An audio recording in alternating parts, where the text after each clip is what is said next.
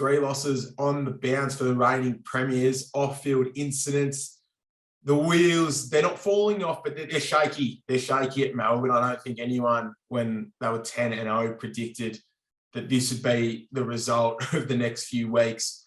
Look, the losses haven't been to weak opposition or anything like that. Losing to Fremantle and Sydney, there's not a lot of shame in that. And losing to Collingwood in the form there, and there isn't a lot of shame in that either. They're taking some serious scalps. But I think the thing that will worry Melbourne fans and probably Melbourne players and coaching staff is the manner of those losses and just how similar they've all been. I mean, in all of them, Melbourne have got off to a good start and been the better team. And just when you've expected they'll put the foot down or they'll just maintain the distance, the opposition's got to run on, and Melbourne have been listless in trying to stop that. Obviously, momentum's big in modern day footy. We know that. We know goals can get heaped on in a hurry, but that's what separates the really good teams to the average teams. So the really good teams can stop it. They can find a way to take the pace out of the game and get themselves back on an even keel before attacking again. And Melbourne just haven't been able to do that in the last 3 weeks. The Fremantle onslaught was something to behold. I mean, the MCG turned to a wave of purple, and Melbourne, they looked tired and they looked rusty almost. It was very un-Melbourne like what we'd come to be used to over the previous 17 games that they'd gone unbeaten.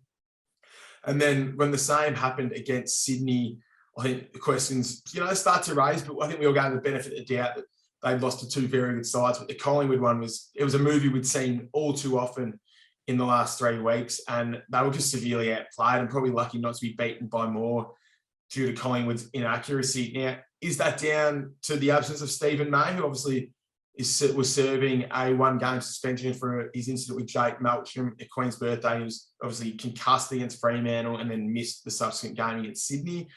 I'm not sure you can pin it down to Stephen May's absence purely because the fact is they've not been very good going inside 50, and their forward line has been all at sea. And Tom McDonald's out, and how big a loss that appears to be now, but their connection between midfield and forward has been non-existent, and their scoring ability has been non-existent.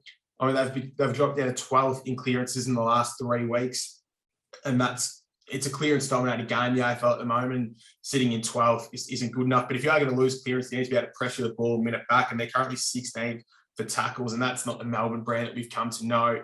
So if they're losing the ball at the source and they're not tackling and winning it back, I mean, they're exposing a defence that's missing its key man. They're 6th for inside 50s, so they're still getting the ball moving. I think we all know that.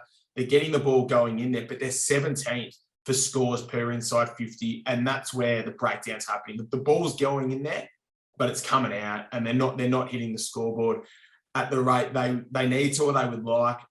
I mean, again, Stephen May missing at one end, Tom McDonald missing at the other.